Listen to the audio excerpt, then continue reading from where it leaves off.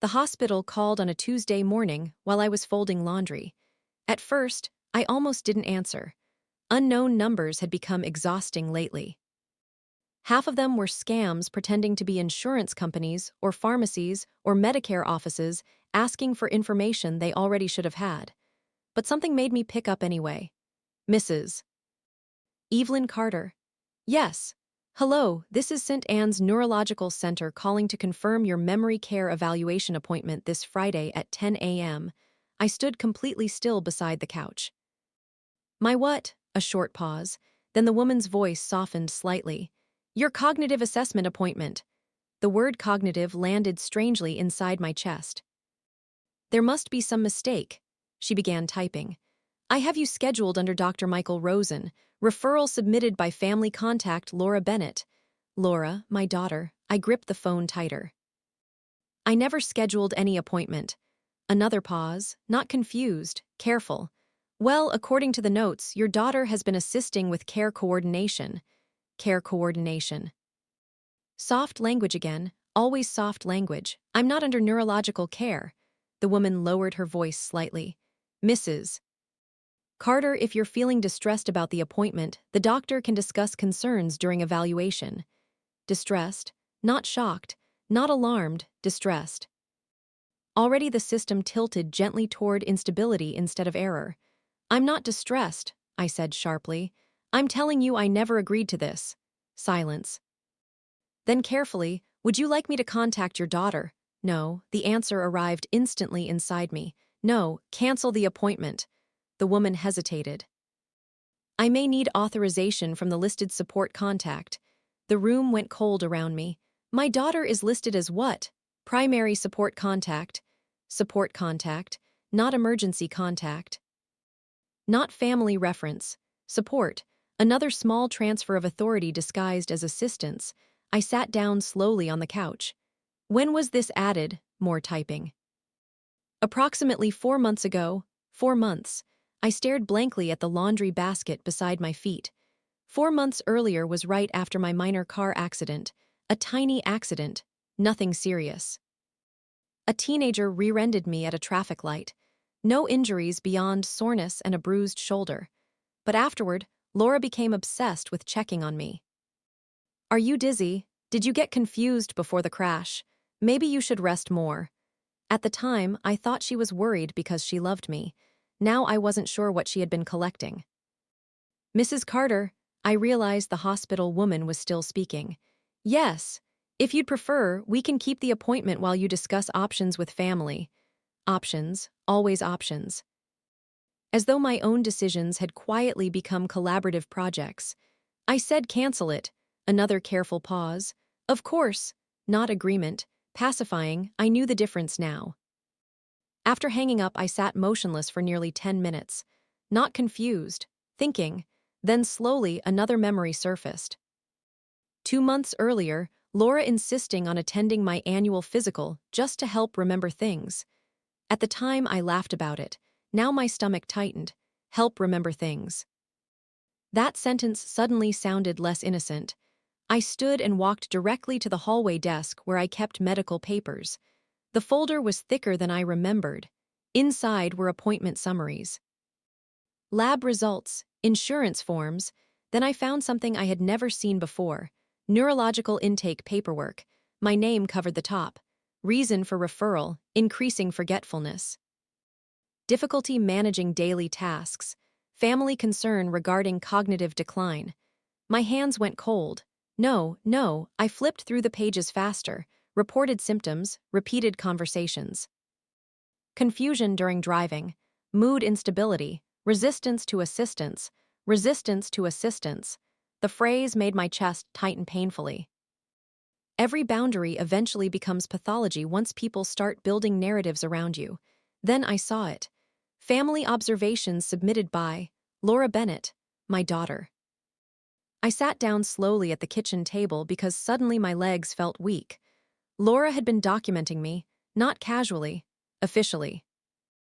And apparently long enough for a hospital memory clinic to accept me as a patient.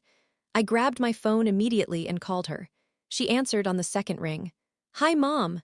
Normal voice, warm voice. That frightened me instantly. The hospital called me. Silence, not confusion, silence, then softly, "Oh," that tiny word made my blood run cold. "You knew, Mom, please don't get upset." Upset, always upset, never violated, never betrayed, upset. I never agreed to a memory evaluation. "We're worried about you." We, not I, we. Collective concern always sounds more legitimate. "There is nothing wrong with my memory." Laura exhaled shakily. "You forget things lately. Everyone forgets things. You repeated the same story 3 times at Easter. I told it twice." The irony nearly made me laugh. Even now she was counting, tracking, documenting. "You got lost driving home from the pharmacy. The road was closed. You forgot Ethan's birthday dinner.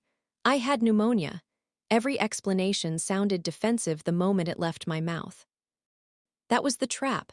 Ordinary life rewritten as symptoms through repetition.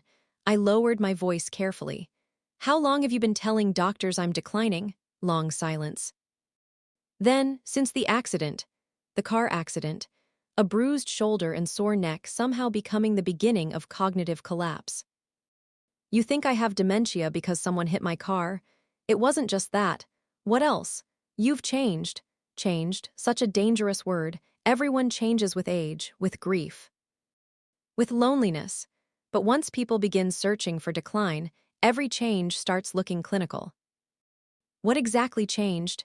"You get emotional quickly." "Your father died 3 years ago." "That was 3 years ago." The sentence hit like ice water, not because it was cruel, because it sounded rehearsed. I suddenly imagined Laura discussing me privately with doctors using calm clinical language while reducing grief into symptoms. "Who is Dr. Rosen?" "He specializes in early memory intervention." Intervention, not evaluation, not support, intervention. I stared out the kitchen window toward the backyard Richard used to maintain obsessively every spring. The roses needed trimming again. He would have noticed immediately. "You made me into a patient without telling me." "No," Laura whispered. "We were trying to help before things got worse." There it was again. The future, always the future, not what exists now. What might exist later? Fear lives comfortably inside possibilities. "What exactly are you preparing for?" Another silence. Then softly, "We don't want to lose you." And suddenly I understood the most terrifying part. My daughter already believed she was slowly losing me. Which meant every normal mistake I made from now on would only confirm the story she had already started telling herself. That night, I barely touched dinner. Every room in the house felt altered somehow. Not physically, emotionally. The kitchen where Laura used to sit doing homework after school now felt like a place where evidence had been discussed. The hallway desk no longer held ordinary paperwork. It held observations, symptoms, concerns, narratives. I suddenly understood why older people become frightened of systems. Not because systems are always cruel, because once certain words enter your records, they begin changing how people look at you before you even speak. At around 9, my son Matthew called. Interesting, Laura must have contacted him immediately after our conversation. "Hey, Mom." Careful voice again, always careful now. "The hospital called me," I said immediately. Silence. Then softly, "She told you." Not asked, not surprised, told you, meaning everyone already knew except me. "You knew too. We're worried." Again we. Families become frightening once concern turns collective. "What exactly are you worried about?" Matthew sighed heavily. "You forget conversations lately." "One conversation. It's been more than one." I almost laughed, not because it was funny. Because suddenly I realized the family had probably spent months comparing notes about me. Tiny moments, repeated stories, forgotten details, each individual thing harmless. Together transformed into a pattern. "What else?" I asked quietly. "You seem confused sometimes." "Examples." Pause.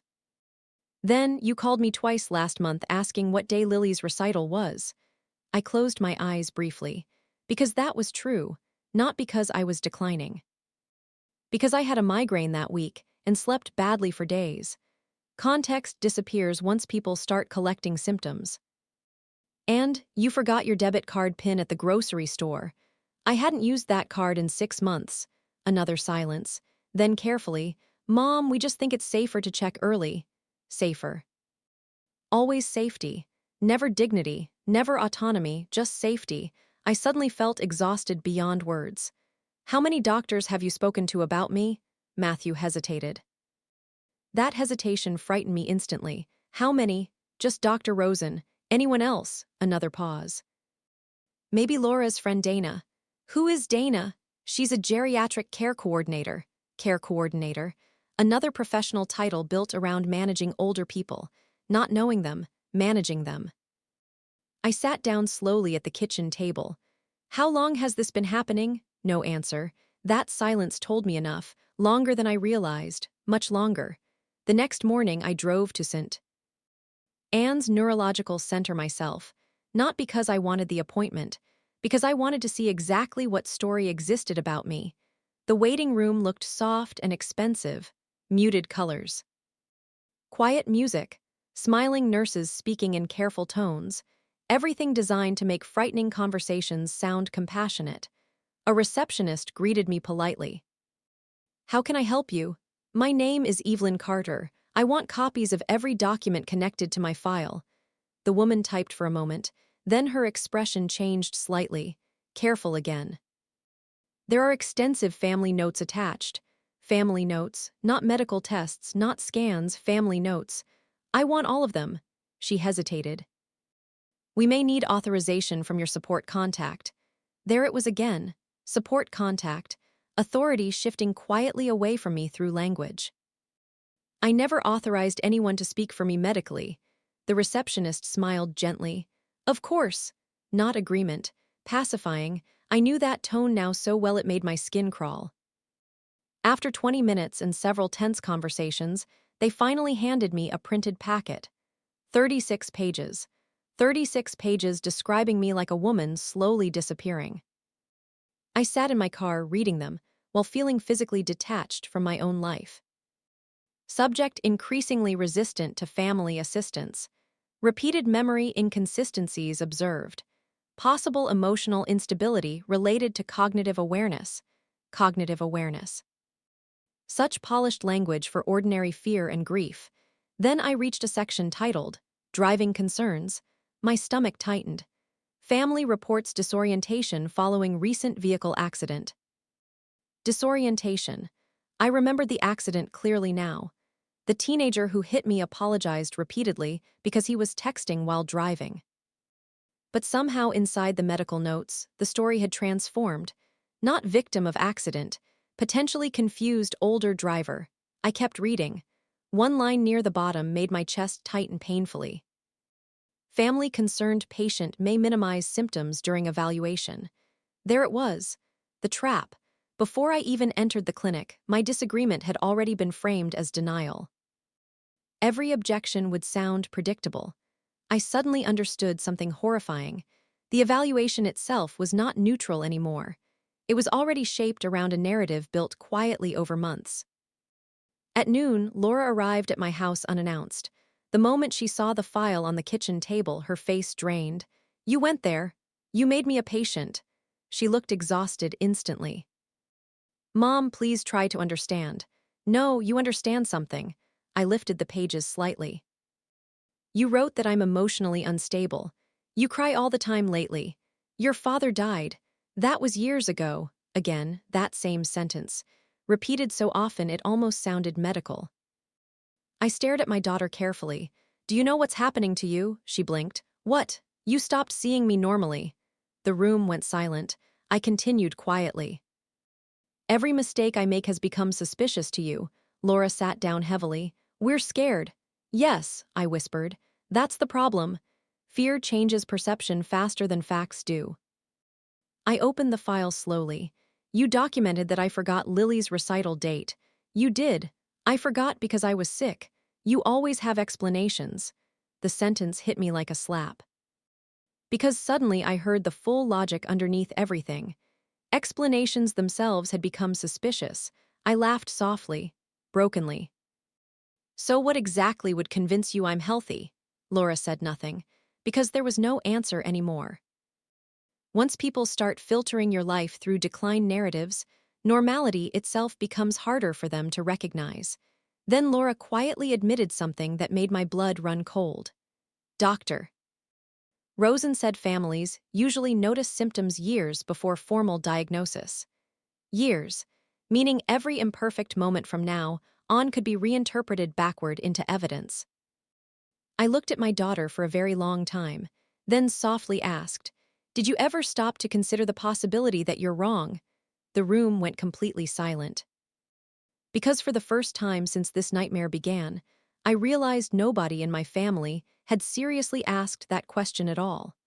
Laura stayed at the kitchen table for nearly an hour after that.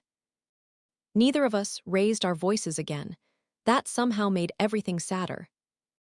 Because beneath the arguments, I could see something terrible clearly now. My daughter genuinely believed she was helping me. That was the tragedy, not cruelty. Fear. Fear powerful enough to slowly replace trust. At one point, Laura looked around the kitchen quietly and whispered, "You don't seem like yourself lately." I almost laughed. "What exactly does that mean? You're sharper than you used to be." The sentence startled me. Sharper? Yes, defensive, suspicious. There it was again. Every attempt to protect myself had quietly become evidence against me. I folded the medical papers carefully. "Laura, if someone secretly built neurological records around your life, would you react calmly?" She opened her mouth, then stopped, because somewhere deep down she knew, not fully. Not comfortably, but enough. That evening after she left, I began noticing things I had ignored for months. Little moments. Matthew offering to double-check my bills. Laura insisting on driving me places unnecessarily. My grandson asking once, "Mom says we should help you remember things now." At the time I thought it was sweet. Now it felt rehearsed. I barely slept again. Around midnight, I found myself rereading the clinic file under the kitchen light. 36 pages. 36 pages of interpretation. No scans, no neurological testing. No confirmed diagnosis. Just stories arranged carefully enough to sound clinical. Then I reached something new. A recommendation note. Suggested future planning.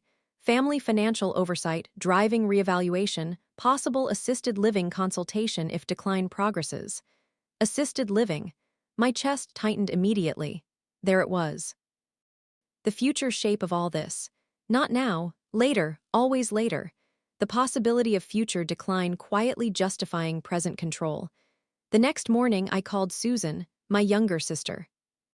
If anyone still saw me normally, it was Susan. The moment she answered, I burst into tears unexpectedly. Not dramatic crying, exhausted crying. The kind that arrives after too many days spent defending obvious reality. Susan drove over immediately. When she finished reading the medical file, her face darkened with anger. "This is insanity." The word nearly relieved me physically. Not my behavior, not my emotions, the situation. Susan flipped through the pages again. "They diagnosed you with concern." Exactly. Not illness, concern. And concern spreads easily because it sounds compassionate. I told her everything. The appointment, the family observations, the memory clinic. Susan listened silently. Then suddenly asked, "Who benefits if they convince everyone you're declining?" The question startled me, because until that moment I had only been thinking emotionally. Fear, grief, control. Not benefit, I don't know. Susan pointed toward the assisted living recommendation. "Those places cost money." I stared at her. "You think this is financial?" "I think fear and money mix together faster than families admit." The sentence stayed with me all afternoon. At 3, Matthew arrived unexpectedly. Interesting. The family kept rotating around me carefully now. The moment he saw Susan sitting at the kitchen table beside the medical file, his expression tightened. "Maybe this isn't helping." Helping. Always helping. Susan crossed her arms immediately. "No, what isn't helping is secretly preparing memory care evaluations behind her back." Matthew looked exhausted. "You don't understand." "I understand perfectly." He ran a hand through his hair nervously. "Dad had symptoms for years before anyone admitted it." The room went silent. Richard, my husband. I stared at Matthew in confusion. Your father never had dementia. No, he said quietly, but he hid his cancer symptoms. Cancer, not dementia, not remotely the same thing. But suddenly I understood. This was not only about fear of decline, it was fear of missing something again, fear of regret. Matthew sat heavily across from us. When Dad finally got diagnosed, I kept thinking maybe we should have noticed sooner. There it was, the real wound underneath everything. Not greed, not malice, guilt. Unresolved guilt transformed into hypervigilance. Susan softened slightly. That still doesn't justify this. I know. And he sounded sincere. That made it worse somehow. Matthew looked toward me carefully. Mom, do you know what it's like watching someone you love get older and constantly wondering if you're ignoring signs? I almost answered harshly, then stopped. Because I suddenly realized something painful. One day, if I lived long enough, Laura and Matthew would almost certainly lose me somehow eventually. And fear of future loss had already started reshaping how they saw me now. I understand fear, I said quietly, but fear is not proof. The room stayed silent. Then Matthew admitted something that made my stomach turn. Dr. Rosen suggested we start documenting patterns. Documenting patterns? My entire body went cold. What patterns? Memory lapses. Mood changes, confusion episodes. Episodes, such clinical language for ordinary human moments. How long have you been documenting me? He looked away. That's not important. That silence answered enough. Months, maybe longer. Susan looked horrified. You've been keeping records on your own mother? Matthew immediately became defensive. We were trying to help her before things got worse. Susan slammed her hand lightly against the table. She is sitting right here acting perfectly normal. No, Matthew whispered. She's acting defensive. There it was again, the impossible trap. If I cried, unstable. If I argued, defensive. If I stayed calm, masking symptoms. Every road somehow led back toward suspicion. I suddenly understood the true horror of narratives like this. Once enough people believe decline might exist, normal behavior stops protecting you. Then Matthew quietly said the sentence that changed everything. The hospital's social worker already reviewed the file. The room went completely silent. What social worker? He realized instantly he had said too much. My chest tightened painfully. Matthew, he looked terrified suddenly. There were preliminary care discussions. Care discussions. Not diagnosis. Not treatment. Planning. Planning for my future before anyone even confirmed I was sick. I stared at my son while cold understanding slowly settled into place. This had already moved far beyond family concern. Systems were beginning to organize around the possibility of my decline. And once systems begin moving, they become very difficult to stop. After Matthew left, I sat in complete silence for a long time. The kitchen clock ticked softly above the stove. Outside, rain tapped against the windows. Ordinary sounds. Yet everything in my life suddenly felt institutional somehow. Not family, not home, case management. That was the terrifying part. My children no longer spoke about me emotionally. They spoke about me procedurally. Support contacts, care discussions, documentation, planning, as though I had quietly shifted categories without being informed. Susan finally broke the silence. You need a lawyer. The sentence sounded dramatic. Then I looked again at the hospital file spread across the table. No, not dramatic, necessary. The next morning, Susan drove me to meet Elaine Porter, the same attorney who handled Richard's estate years earlier. Elaine listened carefully while reviewing the neurological paperwork. Unlike everyone else lately, she never once used a careful voice, never smiled gently, never spoke slowly. She looked angry immediately. Mrs. Carter, there is no diagnosis here. Relief nearly knocked the breath from me, not because I doubted myself, because someone finally said it plainly. Elaine tapped the stack of papers sharply. This is almost entirely family interpretation. Interpretation, exactly. Not proof, not testing, interpretation. What about the hospital? I asked quietly. Elaine sighed. Memory clinics often rely heavily on family reporting initially. family reporting. The phrase made my skin crawl. So anyone can start this process? Not exactly.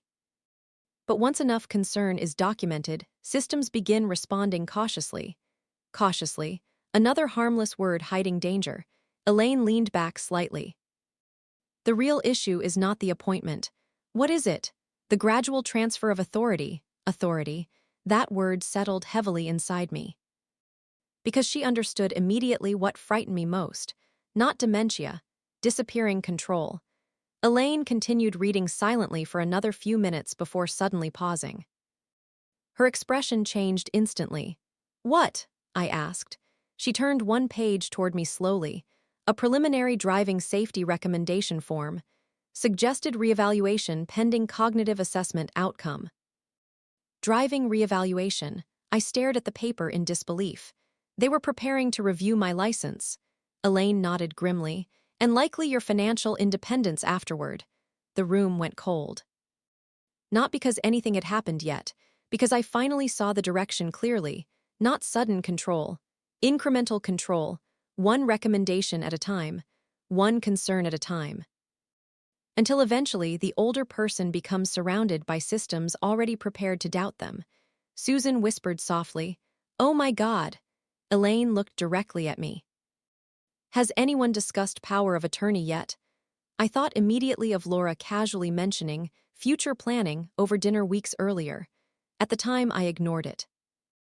Now my stomach tightened painfully. Yes, Elaine closed the folder slowly. That concerns me. Concern. Interesting hearing the word used correctly for once. Not weaponized, not manipulative.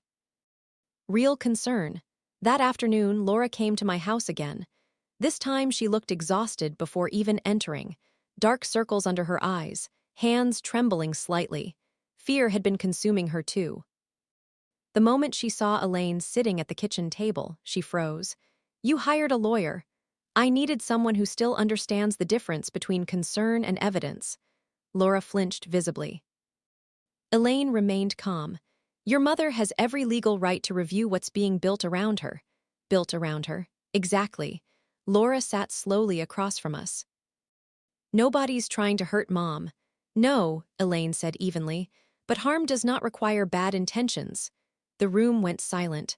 Laura looked at me desperately. We're scared. You already said that. Because it's true, her voice cracked suddenly. You don't see what we see. There it was again, interpretation as certainty. What exactly do you see? I asked quietly. You forget things, normal things, you get emotional. My husband died. You isolate yourself. I live alone. Every ordinary reality translated automatically into symptoms. Elaine finally interrupted gently. Mrs. Bennett. Has your mother ever failed to pay bills independently? No. Ever gotten dangerously lost? No. Ever forgotten close family members? No. Ever failed formal cognitive testing? Laura hesitated. Then quietly, she hasn't been tested yet. Exactly. The entire structure already existed before any evidence. Elaine folded her hands carefully. Then what currently exists is fear, not diagnosis. Laura's eyes filled immediately. You think I'm crazy? No, Elaine said softly. I think you're frightened enough to mistake vigilance for certainty. The sentence hit the room heavily. Because deep down, everyone knew it was true. Laura covered her face briefly. When Dad hid his cancer symptoms, her voice shook. I promised myself I'd never miss signs again. There it was, the origin, not greed, not cruelty, trauma. Fear born from watching Richard deteriorate too quickly years earlier. I suddenly saw my daughter clearly again, not manipulative, terrified, terrified of regret, terrified of guilt. Terrified of losing another parent while wondering if she should have acted sooner. And fear had slowly transformed her love into surveillance. Elaine spoke gently now. The problem is that once families begin documenting ordinary aging like pathology, systems start reinforcing the fear. Exactly. That was the horror. Every institution involved behaved cautiously. The bank, the clinic, the social worker. No single action looked extreme alone, but together they slowly shifted reality around me. Laura whispered, We thought we were protecting her. Elaine nodded sadly. I believe that. Then she added the sentence that finally broke something inside my daughter completely. But protection without boundaries becomes control very quickly. Laura started crying immediately, real crying, ashamed crying, not because she wanted power. Because she finally understood how far things had drifted. At around 6 that evening, Matthew called again. This time his voice sounded panicked. The social worker wants another meeting. My stomach tightened instantly. What social worker? The hospital assigned a preliminary care liaison after the referral. Assigned, liaison, care. Every word soft and professional, while authority quietly spread outward around my life. Elaine took the phone gently from my hand. Then for nearly 10 minutes, I listened while she dismantled the situation piece by piece in calm legal language. No diagnosis, no testing, no demonstrated incapacity, no consent. When she finally hung up, the kitchen remained completely silent. Then softly, she said, "They were much further along than I expected." The room seemed to shrink around me. How much further? Elaine looked directly at me. If this had continued another few months uninterrupted, she stopped, but she did not need to finish. Because suddenly, I understood something terrifying. Without ever meaning to, my children had already started building a future where my voice mattered less than their concern. The meeting with the hospital social worker happened the following Thursday. Elaine insisted on attending with me. That alone changed everything. The moment we entered the office, I saw it immediately. The social worker had expected someone different. Not me. Not a calm woman carrying organized folders and asking direct questions. She expected confusion, fragility, possibly denial, because that was the narrative already sitting in my file before I ever walked through the door. Her name was Denise Walker, mid-50s. Soft voice, careful smile, everything about her radiated professional compassion, which frightened me more than hostility would have. "Mrs. Carter," she said warmly, "we're only here to discuss supportive options." Options, always options, not rights, not choices, options. Elaine sat beside me quietly while Denise reviewed paperwork. I noticed several highlighted sections immediately: repeated stories, resistance to assistance, driving concerns. My entire personality reduced into bullet points. Denise folded her hands gently. "Your children are deeply worried about changes they've observed." Observed, not proven. I leaned forward slightly. "What medical evidence exists that I have cognitive decline?"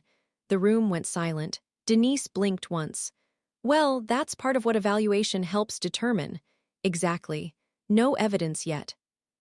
Only concern already moving systems into place." Elaine spoke calmly. "My client has demonstrated no financial incapacity, no neurological impairment, and no inability to manage daily life independently." Denise nodded carefully. "Of course. Early intervention is simply precautionary." Precautionary. Another soft word hiding enormous consequences. I looked directly at her. "What exactly were these supportive options?" Denise hesitated briefly. Then, driving assessments, home assistance programs, future planning resources. Future planning again, always the future. Never the woman sitting directly in front of them. Then Denise added quietly, "Sometimes families benefit from establishing decision structures before emergencies happen." Decision structures. The phrase chilled me instantly, because suddenly I understood how authority disappears, not dramatically, administratively, one structure at a time. Elaine interrupted smoothly. "Mrs. Carter has no interest in surrendering independent decision-making." Denise smiled politely. "Of course." Not agreement. Pacifying. I knew that tone perfectly now. The meeting lasted less than 40 minutes after that. Without fear driving the conversation, the entire structure suddenly looked strangely thin. No diagnosis, no testing, no legal incapacity. Just frightened children and institutional caution feeding each other quietly. Afterward, as Elaine and I walked toward the parking lot, she said something that stayed with me permanently. Systems are designed to respond aggressively to possible risk involving older adults. I looked at her quietly. Even when the risk isn't real, she sighed. Especially then, because fear always sounds responsible.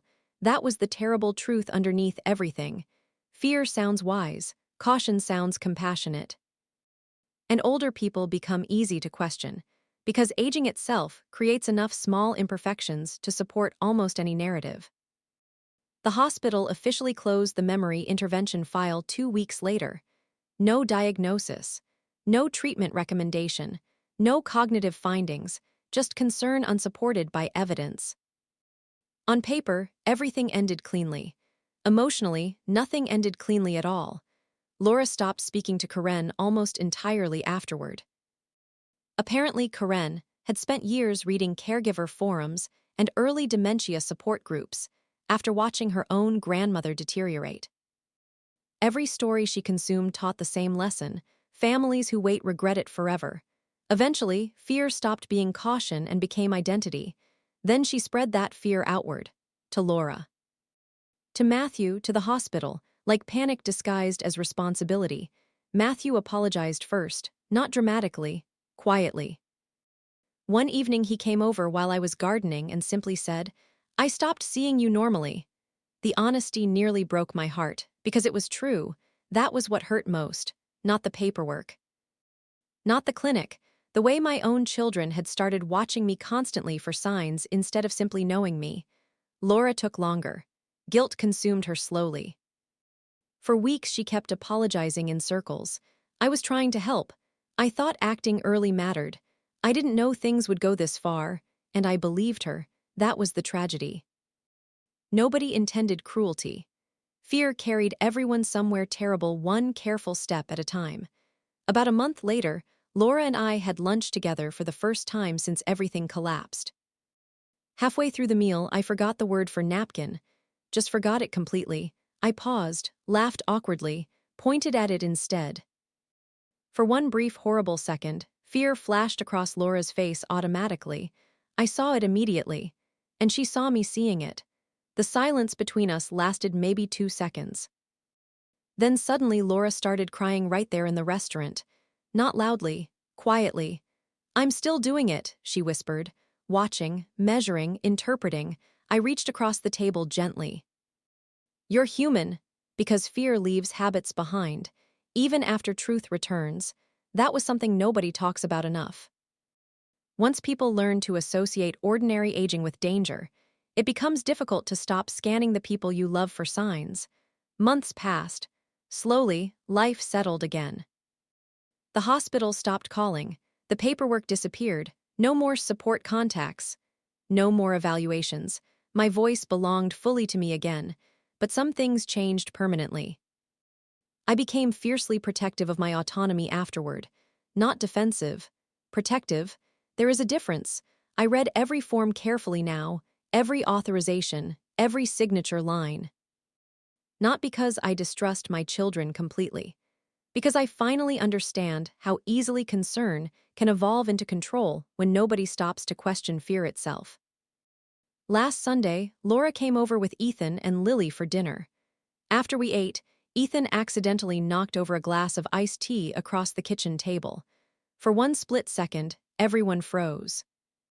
Tiny accident, tiny silence. Then Laura suddenly laughed at herself. "You know what?" she said softly. "Maybe sometimes people just spill things." I smiled. Because that was the moment I knew my daughter was finally coming back to herself. Not the frightened woman documenting symptoms. Just my daughter again. Later that night, after everyone left, I sat alone in the quiet kitchen thinking about how close everything came to changing permanently. One car accident, a few worried conversations, some carefully written observations. That was all it took for systems to begin organizing around the possibility that I might no longer fully belong to myself. And perhaps the most terrifying part of growing older is realizing this. Sometimes people do not slowly stop trusting your memory because you are actually disappearing. Sometimes they stop trusting it simply because they are too afraid of losing you to see you clearly anymore.